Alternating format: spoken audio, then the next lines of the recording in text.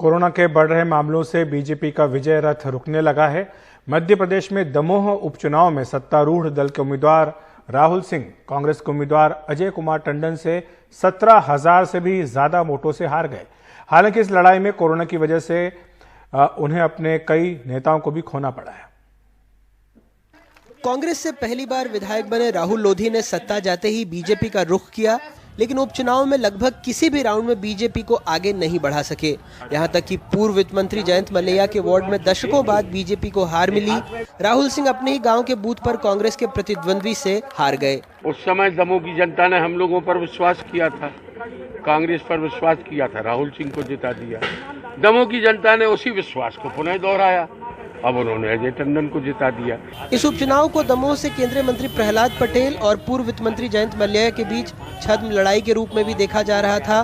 BJP ने कांग्रेस से आए राहुल लोधी को टिकट दिया। इस उपेक्षा से मलैया खासे नाराज थे, लेकिन बाद में पार्टी ने मलैया को प्रचार के लिए मना लिया।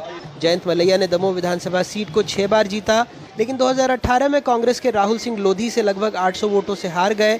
अब राहुल कह रहे हैं वो मलैया की वजह से हारे, मलैया कह रहे हैं राहुल अपनी वजह से हारे। मलैया परिवार ही पूर्ण रूप से चुनाव हराने का जिम्मेदार है। 17,000 वोट से अगर कोई हरा सकता है तो सिर्फ जनता हरा सकती है। जनता भारतीय जनता पार्टी के खिलाफ नहीं थी, परंतु भारतीय जनता पार्टी के उम्मीदवार के रूप में श्री राहुल लोधी जी के खिलाफ थी, संभवतः उनके दल बदल के कारण। वहीं पटेल ट्विटर पर भड़ास निकाल रहे हैं।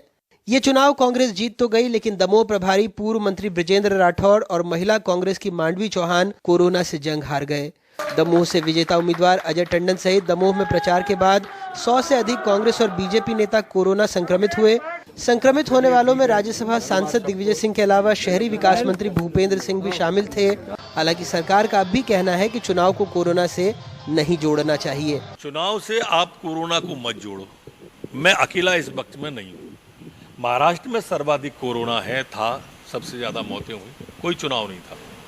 छत्तीसगढ़ में सर्वाधिक कोरोना था, मौतें सबसे ज्यादा हुई, पर वहां कोई चुनाव नहीं था।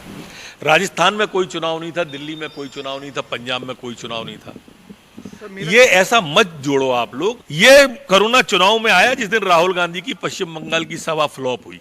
ये मध्य प्रदेश की जनता ने संदेश दे दिया है, लंबा संदेश दे दिया है कि खरीद फरोख्त अब चलेगी नहीं। और जो जिस तरह से आपने लॉकडाउन लगा दिए, लोगों के काम धंधे बंद हो गए, नौकरियां बंद हो गई, डीजल पेट्रोल के भाव सातवें आसमान पे हो गए, रसोई गैस के सातवें आसमान। जनता की फिक्र नहीं, केवल चुनाव और सत्ता, इसके अलावा भारतीय जनता पार्टी का कोई दूसरा एजेंडा नहीं है आज की तारीख में। जब पूरा प्रदेश कोरोना की वजह से लॉकडाउन की तरफ बढ़ रहा था, तब सरकार ने दमोह के बारे में ऐसा कोई फैसला नहीं किया। कहा ये उनके अधिकार क्षेत्र में नहीं। आज किसी को गद्दी मिली, लेकिन इसी उपचुनाव की वजह से किसी की दुखद मौत हो गई और हजारों लोग अपने घर कोरोना लेकर लौटे। भोपाल से कैमरा पर्सन रिजवान खान के साथ अनुराग द्वारी, एनडीटीवी इंडिया।